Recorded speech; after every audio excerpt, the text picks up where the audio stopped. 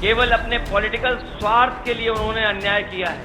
ये अलग बात है कि जो लोग कहते थे 400 पार, उन लोगों को जनता ने बहुमत नहीं दिया। प्रशासन अगर गिनती इधर उधर वाली जोड़ करके न करता तो शायद वो भी 1.5 लाख से नीचे की जीत होती, उनकी उतनी भी जीत नहीं होती। इसलिए ना आप पार्टी का कार्यकर्ता डर रहा है, न हमारे ये समाजवादी लोग डर रहे हैं। दिल्ली के मुख्यमंत्री अरविंद केजरीवाल की गिरफ्तारी और तिहाड़ में उनके बिगड़ते स्वास्थ्य के खिलाफ इंडिया अलायंस के तमाम दिग्गज नेता मंगलवार को दिल्ली के जंतर मंतर पर इकट्ठा हुए। इस रैली में इंडिया गठबंधन के नेताओं ने सरकार पर जमकर हमला बोला। रैली में पहुंचे समाजवादी पार्टी मुखिया अखिलेश यादव ने इस दौरान बीजेपी पर जमकर हमला बोला। अखिलेश यादव ने कहा, ऐसा अन्याय एक मुख्यमंत्री के साथ हो रहा है जो जनता के लिए काम कर रहा था।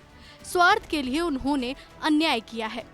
इससे पहले भी हम लोग दिल्ली में मिले थे और उस समय भी हम लोगों ने अरविंद केजरीवाल जी के पक्ष में एक बहुत बड़ी सभा की थी। उस समय भी यही कहा था कि उनके साथ अन्याय हो रहा है। ऐसा अन्याय कि एक मुख्यमंत्री जो जनता के लिए काम कर रहा था, केवल अपने पॉलिटिकल स्वार्थ के लिए उन्होंने अन्याय किया है।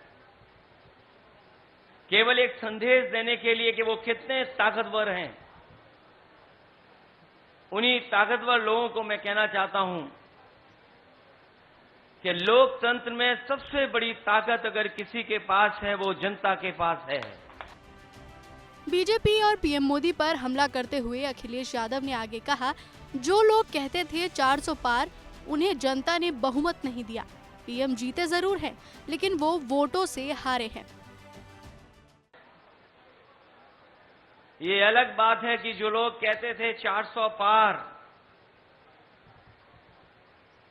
उन लोगों को जनता ने बहुमत नहीं दिया।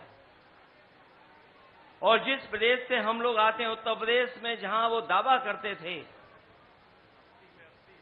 कि 80 में 80 सीटें जीत जाएंगे, लेकिन उत्तर प्रदेश की जनता का मैं धन्यवाद देता हूं, उन्होंने न केवल भारतीय जनता पार्टी को हराया है, बल्कि अपना फैसला समाजवादी पार्टी और इंडिया गठबंधन के पक्ष में देकर के उन्होंने भारतीय जनता पार्टी की बहुमत की सरकार को भी रोकने का काम किया। जहां उनके सांसद हारे हैं, वहीं देश के प्रधानमंत्री जी भी वोटों से हारे हैं। वो जीते जरूर हैं, लेकिन वोटों से वो भी हारे हैं।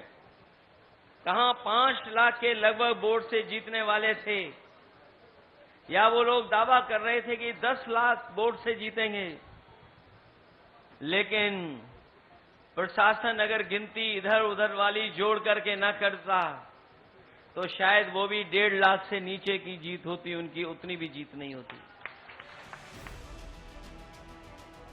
यूपी के पूर्व सीएम ने आगे ये भी कहा कि राजनीतिक विचारधारा अलग अलग होंगे, लेकिन कभी ऐसा नहीं हुआ होगा कि पूरे के पूरे परिवार के साथ अन्याय हो जाए। उन्होंने आजम खान को ही जेल नहीं भेजा, परिवार, सहयोगी और साथियों को भी जेल भेजा।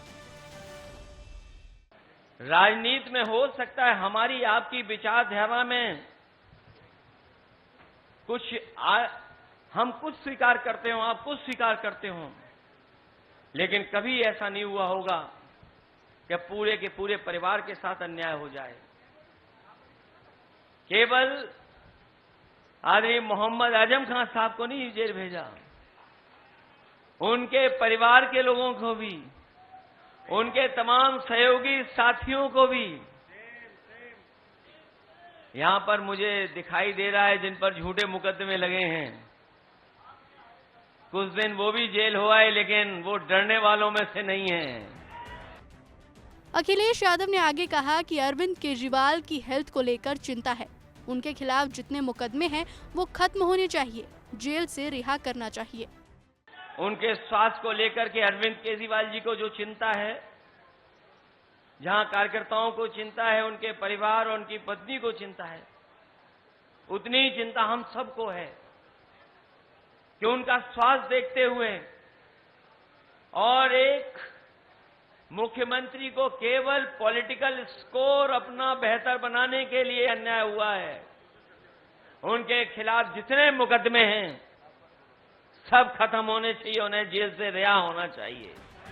आपको बता दें कि केजरीवाल की रिहाई की मांग के लिए जंतर मंतर पर हुए इस प्रदर्शन में पंजाब के मुख्यमंत्री भगवत मान, समाजवादी पार्टी के प्रमुख अखिलेश यादव, सीपीआई महासचिव डी राजा, तृणमूल कांग्रेस की सांसद सागरिका घोष और शिवसेना यूबीटी के नेता संजय राउत समेत कई अन्य नेताओं ने केंद्र की मोदी सरकार को जमकर घेरा।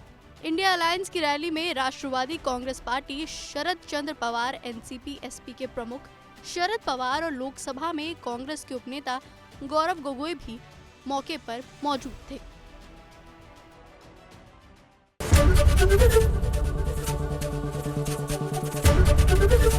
एबीपी गंगा, खबर आपकी, जुबान आपकी।